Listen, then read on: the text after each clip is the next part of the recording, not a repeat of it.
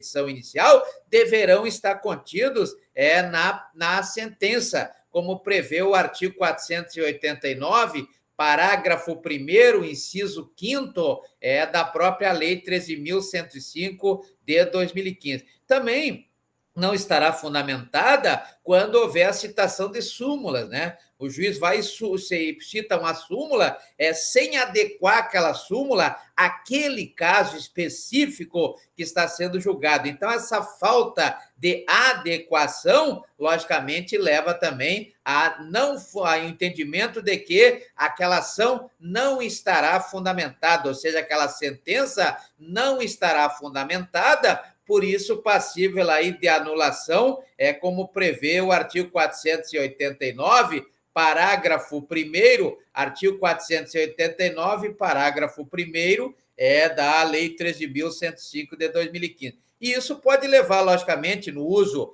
de um direito que todo cidadão tem, que é o chamado duplo grau de jurisdição, que é o poder de recorrer, ou seja, devolver para o Poder Judiciário para que seja reavaliado e, se for o caso, reformada esta sentença, como prevê o artigo 8º, número 2, a linha H do decreto 678 de 92, que é o chamado Pacto de São José da Costa Rica, né? Mais um efeito aí do chamado, na verdade, aquele direito que não é o direito previsto na Constituição Federal e nem na legislação infraconstitucional, né? Que é um novo direito que está cada vez tomando mais força no nosso ordenamento jurídico, né? Então, vejam que nós temos aí a possibilidade do tribunal anular essa sentença, ele poderá anular essa sentença e devolver ao juízo do primeiro grau, ou seja, devolver ao juízo que prolatou a sentença, ou ele pode usar aí a chamada teoria da causa madura, né?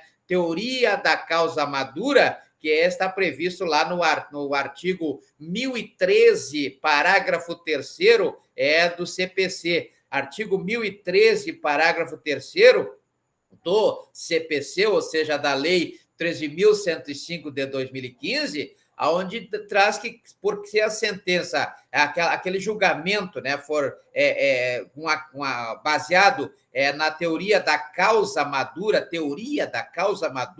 não é verdade? Então, nós temos aí que o tribunal poderá reformar essa sentença baseado no que prescreve o artigo 485, como já vimos lá atrás, trata-se, então, de uma sentença terminativa, né? Aquela que se dá sem a resolução do mérito,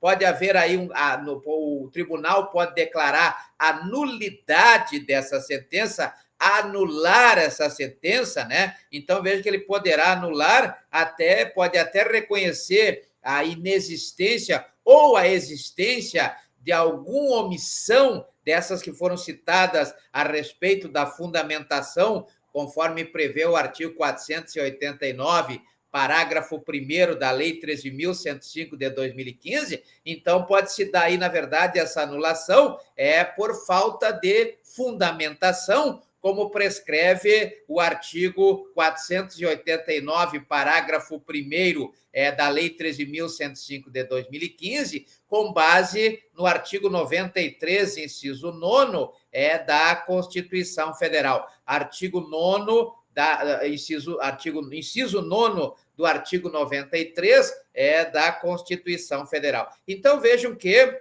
essa teoria da causa madura é a que prevalece aí nos tribunais, com base no que prescreve o artigo 1013, parágrafo 3º da Lei 13.105 de 2015. Lei 13.105 de 2015. Que lei é essa? É o Código de Processo Civil. Código de Processo Civil. Então, o primeiro elemento é o relatório, O segundo elemento é a fundamentação e o terceiro elemento é o dispositivo. O dispositivo, na verdade, é o ponto final da sentença, né? O ponto final da sentença é aonde o juiz decide, aonde ele defere, aonde ele indefere, aonde ele defere parte dos pedidos, não é verdade? Então, vejam que a hora da decisão é a hora do dispositivo.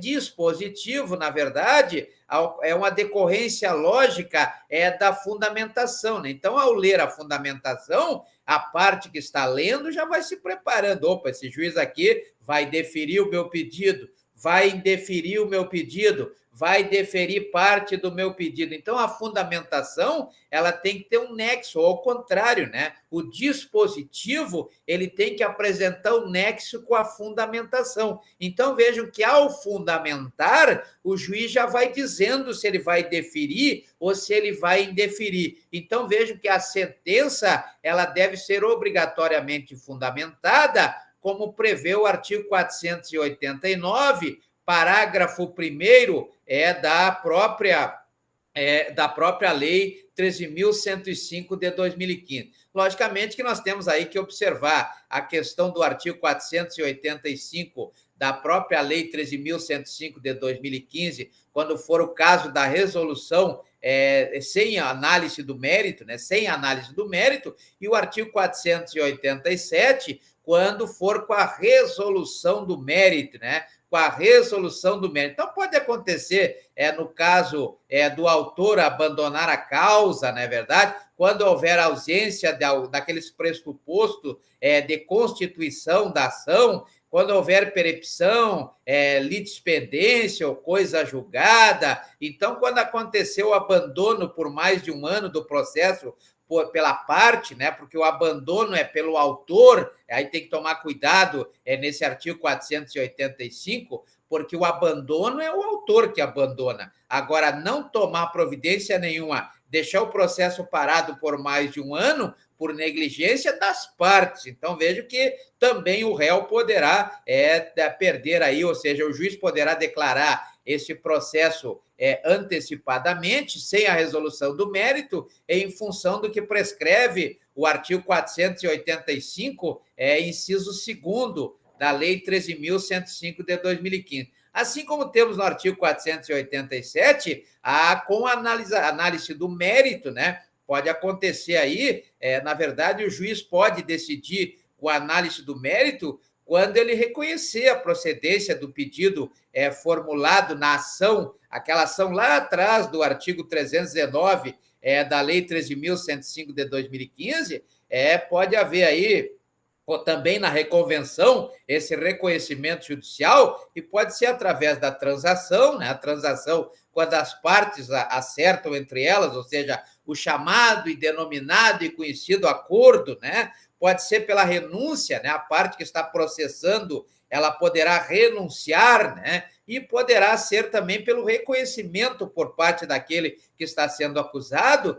de que aquele que está, o autor da ação, está certo, e então deverá cumprir aquilo que está sendo pedido na ação. Então, vejam que pode acontecer pelo reconhecimento do réu, daquele que está sendo acusado, pode acontecer pela renúncia daquele que está acusando, que é o autor, e pode acontecer pela transação também, né? Essa homologação desse acordo, conforme prevê, por exemplo, logicamente, o artigo 487 da Lei 13.105 de 2015. Lei 13.105 de 2015, lá no artigo 489, parágrafo 1º, onde se define quando que uma sentença não estará fundamentada. Quando que uma sentença não estará fundamentada.